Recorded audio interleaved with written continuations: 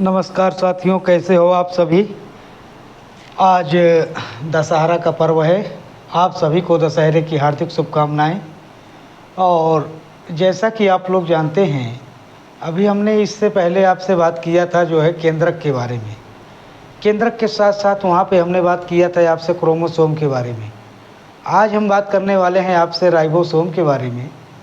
तो राइबोसोम क्या होता है और कहाँ पाया जाता है, किसने खोज किया, किसने क्या कहा इसको, और कैसे बना होता है, क्या क्या इसका केमिकल कंपोजिशन होता है, आज इसकी सारी बात करेंगे। तो जैसा कि आप लोग देख रहे हैं, राइबोसोम क्या लिखा हुआ है, राइबोसोम। तो सबसे पहली अगर बात की जाए कि इसके खोजकर्ता के बारे में, तो इसके खोजकर्ता हैं सबसे पहले थे इसके खोजकर्ता क्लाउडिले महोदय। जो क्लाउडिले महोदय थे उन्होंने इसको खोज तो किया था, लेकिन इसका नाम माइक्रोसोम दिया था।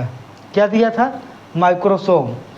अब बात की जाए कि माइक्रोसोम आखिर दिया क्यों था, तो बात यह है कि जो रफ इंट्रोप्लाज्मिक रेटिकुलम आपको बताई गई थी, जिसमें रेटिकुलम बनी थी अंतःप्रतबी जालिका, और उसमें दानेदार संरचना जो राइबोसोम की वजह से थी। राइबोसोम की वजह से जो दानेदार संरचना थी उसको कहा गया था खुरदुरी अंतःप्रतबी जालिका, या उसे कहा जाता है जो है रफ इंट्रोप्लाज्मिक रेटिकुलम। तो रफ इंट्रोप्लाज्मिक रेटिकुलम में जो जहाँ पे ये पाए जाते थे राइबोसोम, उस भाग को कहा जाता था माइक्रोसोम। रफ इंट्रोप्लाज्मिक रेटिकुलम में जहाँ पर ये राइबोसोम होता था ना, उस भाग को कहा जाता है माइक्रोसोम। तो इन्होंने ये बताया कि जब इंट्रोप्लाज्मिक रेटिकुलम जो रफ वाली होती है, यानी रफ इंट्रोप्लाज्मिक रेटिकुलम, जब ये टूटती है, ब्रेक डाउन होती है, तो वहाँ से कुछ कण निकलते हैं, कुछ संरचनाएं निकलती हैं, और उसका नाम इन्होंने दिया था माइक्रोसोम। ठीक है, उसका नाम इन्होंने क्या दिया था? माइक्रोसोम। जब इन्होंने माइक्रोसोम नाम दिया था, तो माइक्रोसोम को ही इन्होंने कहा कि ये माइक्रोसोम तो है ही, लेकिन साथ में ये राइबोसोम भी है।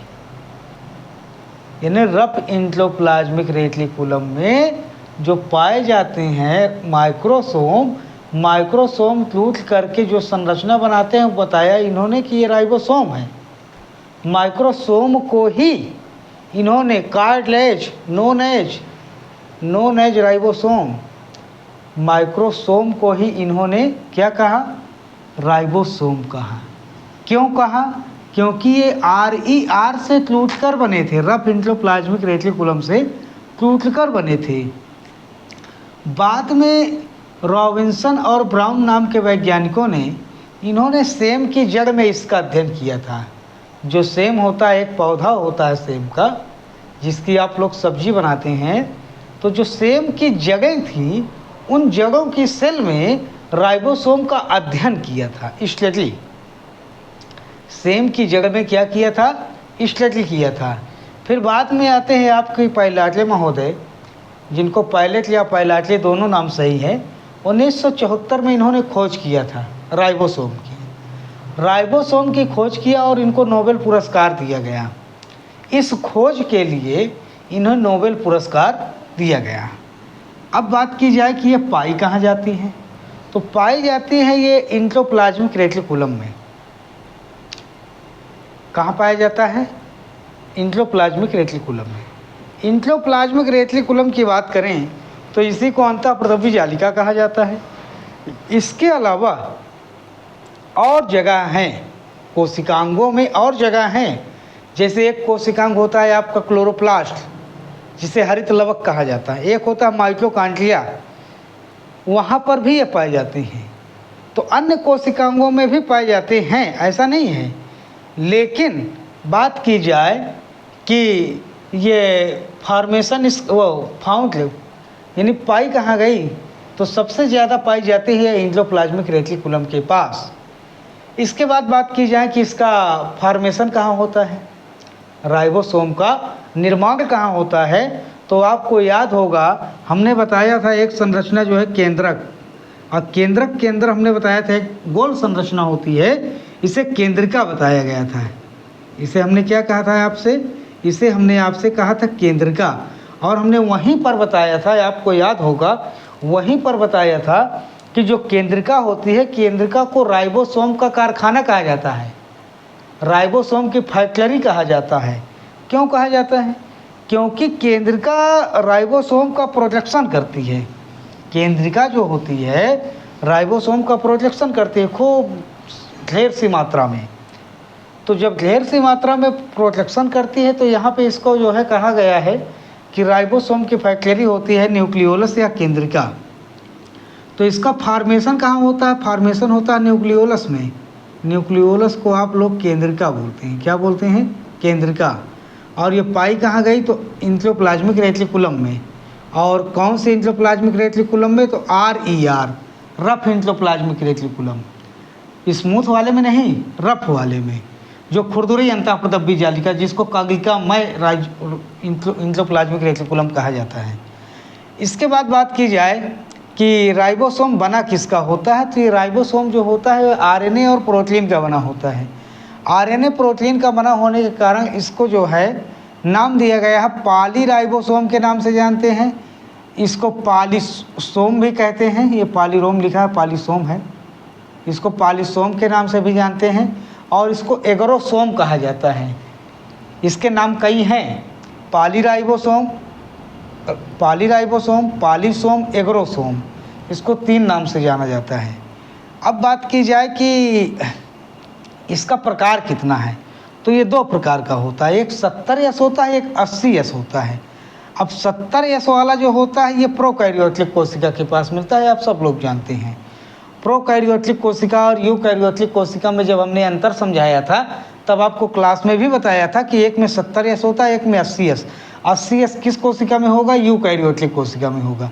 70S कहाँ होगा? प्रोकैरियोटिक कोशिका में होगा। इसके अलावा जो प्रोकैरियोटिक कोशिका पाई कहाँ जाती है? सीधी सी बात, बैक्टीरिया और नीली हरी शैवाल। तो यहाँ ये बैक्टीरिया के पास भी पाया जाता है। साथ में ही माइटोकॉन्ड्रिया जो होती है, माइटोकॉन्ड्रिया में देखने के लिए ये मिलता है। क्लोरोप्लास्ट हरित लवक में भी मिलता है। तो ये 3 जगह पाया जाता है। कहाँ कहाँ पाया जाता है? 3 जगह। एक तो बैक्टीरिया हो गया, माइटोकॉन्ड्रिया हो गया, क्लोरोप्लास्ट हो गया, 3 जगह हो गए। इसके अलावा मेन रूप से कहाँ मिला? ये प्रोकैरियोटिक कोशिका में। साथ ही बात की जाए तो RER यानी कि रफ एंडोप्लाज्मिक रेटिकुलम में भी पाया जाता है। तो आपसे ऑप्शन बना के पूछा जा सकता है, आपसे ऑप्शन बना करके पूछा जा सकता है कि 70S राइबोसोम पाया जाता है। मान लीजिए पूछ लिया गया 70S राइबोसोम पाया जाता है, ठीक है। ऑप्शन दे दिया जाए, ठीक है। ऑप्शन दे दिया जाए क्लोरोप्लास्ट CHL, सेकंड दे दिया जाए ये आपका क्या है माइटोकॉन्ड्रिया MT, तीसरा दे दिया जाए बैक्टीरिया, और चौथा दे दिया जाए ऑल ऑफ दीज, ऑल। तो आपका उत्तर क्या होगा? ऑल होगा, ठीक है। क्यों होगा? क्योंकि क्लोरोप्लास्ट में भी पाया जाता है, माइटोकॉन्ड्रिया में भी 70S है, बैक्टीरिया में भी है। तो ये तीनों जगह है, तीनों जगह 70S है। लेकिन आप इसको नहीं कह सकते कि ये 70S है। हाँ, इसको ये कह सकते हो कि रफ एंडोप्लाज्मिक रेटिकुलम के पास राइबोसोम होता है, लेकिन ये क्लियर नहीं कह सकते हैं कि 70S राइबोसोम ही पाया जाएगा। नहीं, 70S होगा तो ये तीनों के पास, ये तीनों के पास 1 2 3, ये 3 के पास 70S तो है। चौथा कौन हुआ? प्रोकैरियोटिक सेल, ठीक है, इसमें भी हो गया। लेकिन आप ये नहीं कह सकते कि RER रफ एंडोप्लाज्मिक रेटिकुलम के पास 70S राइबोसोम ही पाया जाएगा। नहीं, नहीं कह सकते, बल्कि ये कह सकते हैं कि RER के पास राइबोसोम चिपके होते हैं, लेकिन कौन होते हैं ये नहीं कह सकते। ये भी हो सकते हैं, 80S भी हो सकता है, कोई दिक्कत नहीं। तो ये चीज़ समझ में आई आपके। दूसरी बात है, यूकैरियोटिक में कहाँ पाया जाता है? कौन सा पाया जाता है? तो यूकैरियोटिक में 80S राइबोसोम पाया जाता है। कौन होता है? 80S। अब आपके समझ में ये नहीं आ रहा होगा कि यस क्या होता है, यस क्या होती है। तो यहाँ भी लगा है यस, यहाँ भी लगा हुआ है यस। तो यस का मतलब होता है सब यूनिट। यस का मतलब होता है सब यूनिट, सब यूनिट। जो यस लगा हुआ है, यस का मतलब होता है सब यूनिट। अब क्या होती है सब यूनिट? जैसे ध्यान से सुनिएगा, है बहुत आसान, बस आपको समझने की बात है। ये एक हमारे पास मार्कर है,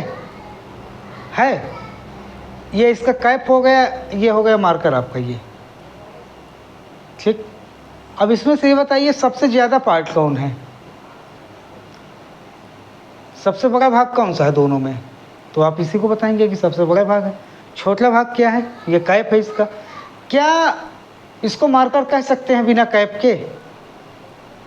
अब ये फुल मार्कर हुआ। ये क्या है? बिना कैप का मार्कर है लेकिन विदाउट कैप है। ये दोनों आपस में मिल जाएंगे तब एक फुल संरचना का फॉर्मेशन करेंगे। भाई बाजार में बेचना है तो कैप लगा के बेचा जाएगा ना, दुकानदार ऐसे तो नहीं लिए बैठा रहेगा कि आइए ले जाइए, इसको कैप लगाएगा। तो जब कैप लगा होगा तो ये पूरा संपूर्ण हो गया। क्या हुआ? संपूर्ण हो गया, फुल संरचना इसकी हो गई। लेकिन इसमें क्या है? आधा आधा है। क्या है? आधा अधूरा मामला है। वही चीज़ यहाँ पे है। सब यूनिट का मतलब होता है कि जैसे 70 यस है तो आधा आधा मामला इसका होता है। आधा क्या होता है? 50 यस, और फिर आधा क्या है? 30 यस। लेकिन आप कहेंगे कि ये 30 यस 50 यस तो ये 80 यस हो रहा है। नहीं, ये 30 यस 50 यस इसका जो है अवसादन गुणांक होता है। क्या होता है? अवसादन गुणांक। अवसादन गुणांक होता है। तो अवसादन जो गुणांक होता है, ये अवसादन गुणांक के आधार, मतलब कि एक 30 यस का भार होगा, एक का 50 यस का होगा, तो ये दोनों को मिला करके 70 यस बनाया गया है। इसको आप ये ना करिएगा कि इसको मैथ वाले जो है जैसे जोड़ते हैं 50-30, ठीक है, 80 तो 80 हो गया, ऐसे नहीं करना है। ये बायोलॉजी है, यहाँ मैथ नहीं लगाना आपको, ठीक है। वही हाल ना कर देना।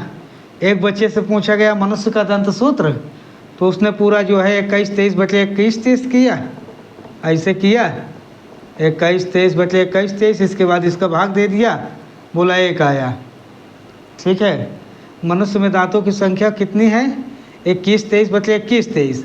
इसके बाद मैथ वाले ने क्या किया? पूरा काट लिया, काटने के बाद बोला 1 आया। कितना आया? 1। तो उसने कहा कि दांतों की संख्या बराबर 1, लेकिन मनुष्य में दांतों की संख्या बराबर कितनी है? 32। ये कैसे है?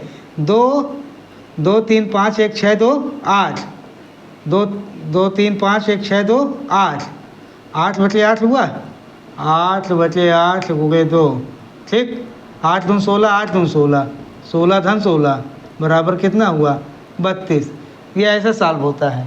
अब मैथ वाले के तरीके ना कर देना, इसको पूरा काट करके बता देना 1 दांत आया कुल, गलत हो जाएगा, ठीक है।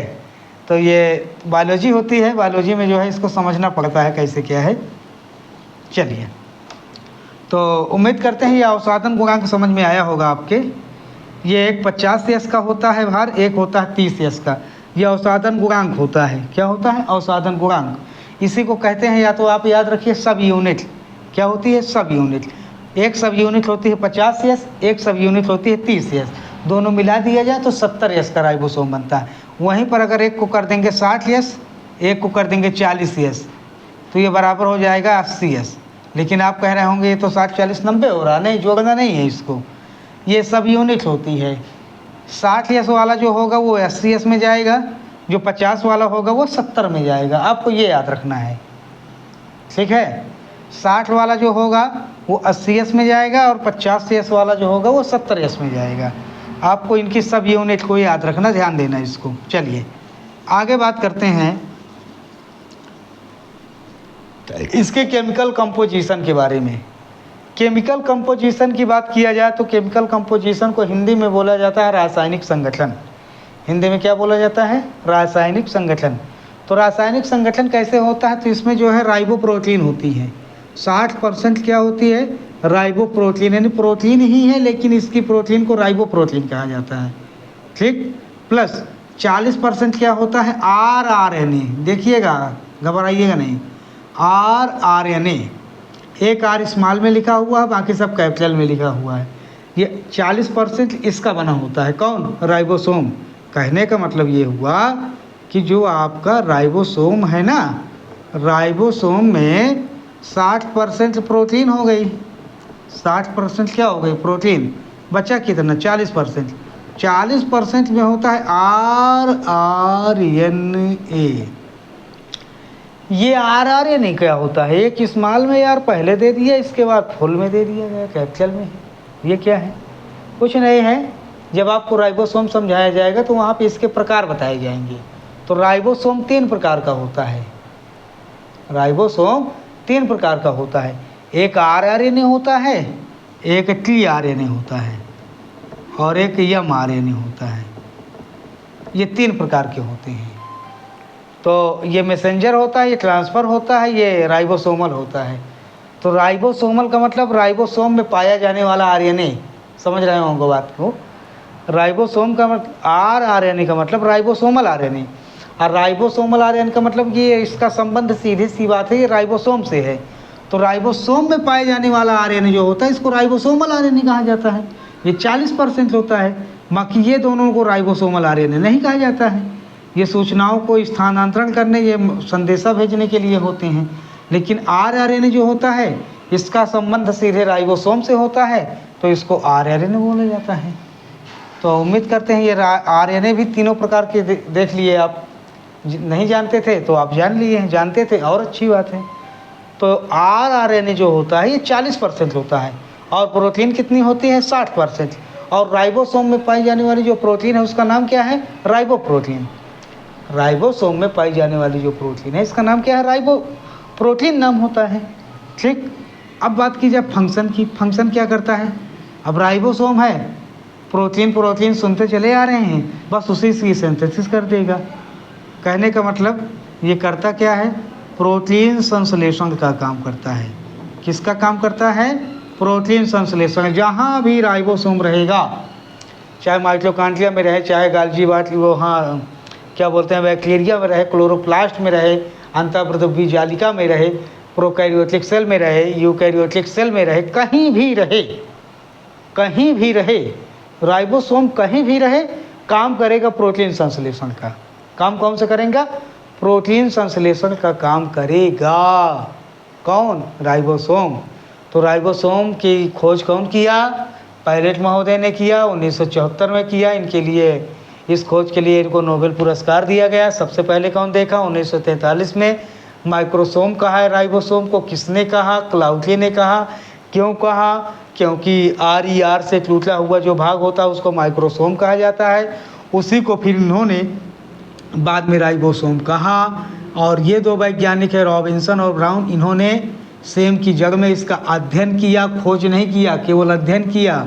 पायलट महोदय ने खोज किया था, खोज किया तो नोबेल दिया गया, नोबेल पुरस्कार होता है। ठीक है। कहाँ पाई जाती है? RER, रफ एंडोप्लाज्मिक रेटिकुलम में पाई जाती है। फार्मेशन कहाँ होता है? न्यूक्लियोलस माने केंद्रिका में फार्मेशन होता है। फिर बात की जाए कि इसका निर्माण कहाँ से होता है, तो RNA और प्रोटीन से होता है। RNA प्रोटीन से इसका निर्माण होने की वजह से इसका नाम होता है पॉलीराइबोसोम, पॉलीसोम, एर्गोसोम। एग्रोसोम नहीं है, एर्गोसोम है। कितने प्रकार? 2 प्रकार, 70S 80S। 70S कहाँ है? बैक्टीरिया में है, क्लोरोप्लास्ट में है, माइटोकॉन्ड्रिया में है, प्रोकैरियोटिक कोशिका में है। प्रोकैरियोटिक कोशिका, bacteria, mitochondria, chloroplast. 70S। 80S कहाँ है?